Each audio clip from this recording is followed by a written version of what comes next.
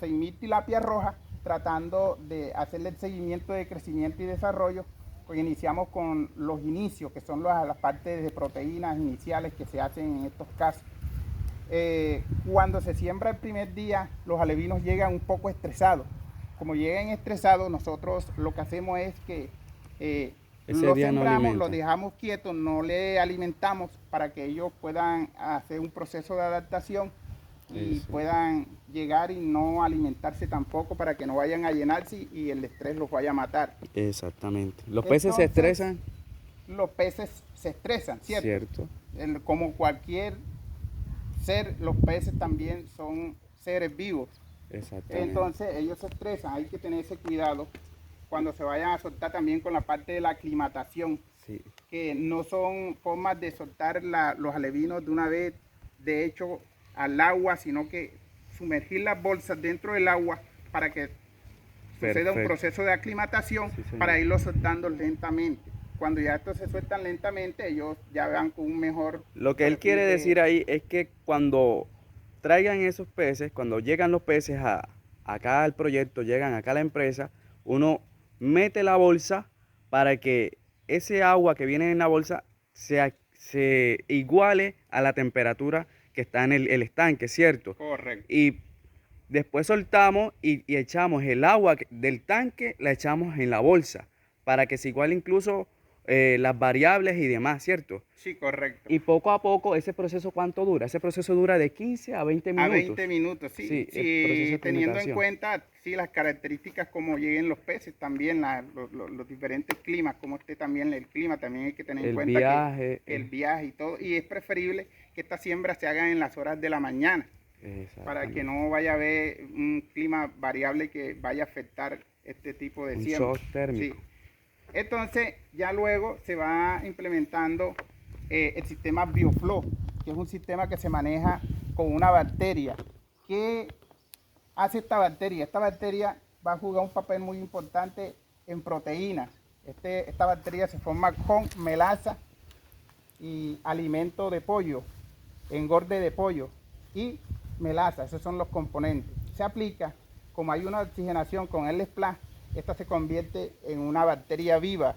Esta bacteria es una caspita que ustedes van a ver en movimiento constante en el agua, y los peces se la van a consumir, y es una proteína. Eso ayuda a que los peces no consuman toda la cantidad de alimentos que deberían consumir en un estanque donde no se maneje el BioFlow.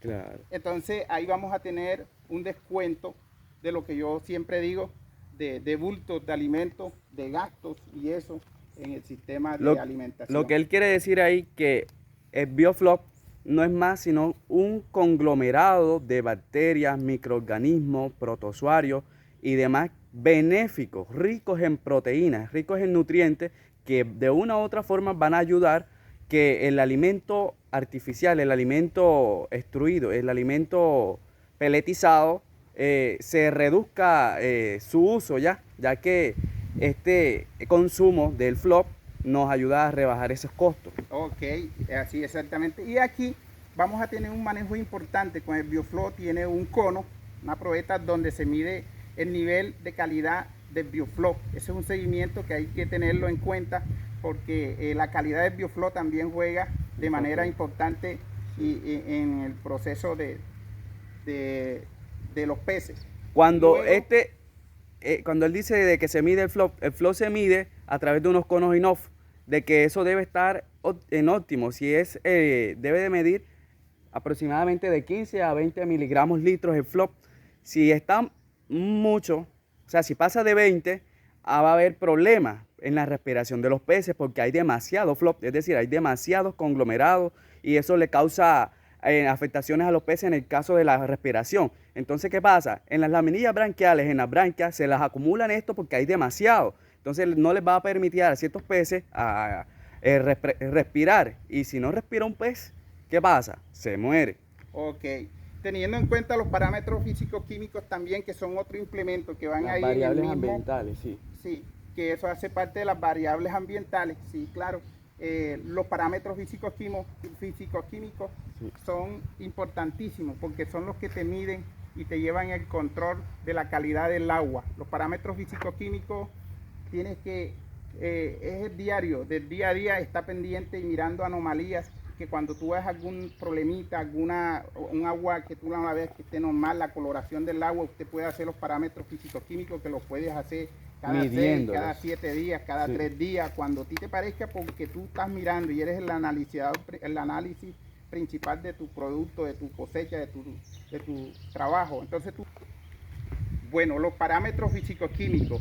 Aquí en los parámetros físico-químicos es que el profesional juega un papel importante. En estas asociaciones, que son sobre todo aquellas asociaciones que estén buscando de empezar, necesitan realmente una persona profesional que les ayude, que les colabore en estos temas, porque no es fácil de que técnicamente los asociados conozcan muy bien del tema. Entonces aquí es donde el profesional cumple un papel importante, es donde se debe contratar el profesional para que le haga la inducción a los asociados, porque el sistema de variación que hay en las diferentes características del agua nunca te van a dejar ver claramente qué es lo que existe en verdad en el agua. Y con los parámetros físico-químicos, el profesional hace los estudios del agua y le va a decir cómo está el pH o cómo está la calidad del agua para poder mantener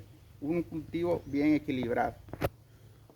Sí, le decimos también, ejemplo, allá los proyectos del ministerio, que nos asesoren, que nos patrocinen con los, como decía mi amigo, con los profesionales, porque realmente los temas, cuando uno los aprende, no es un aprendiz, tenemos que tener profesionales de la mano. ¿Por qué? Porque cada profesional con lo suyo, con lo de ellos. Ejemplo, el profesor con su tema de educación, el veterinario con su pecuario y el piscicultor con su tema de la piscicultura. Y como aquí esto, como dice mi gran amigo, es que aquí juega mucho la calidad del agua, la transformación del oxígeno.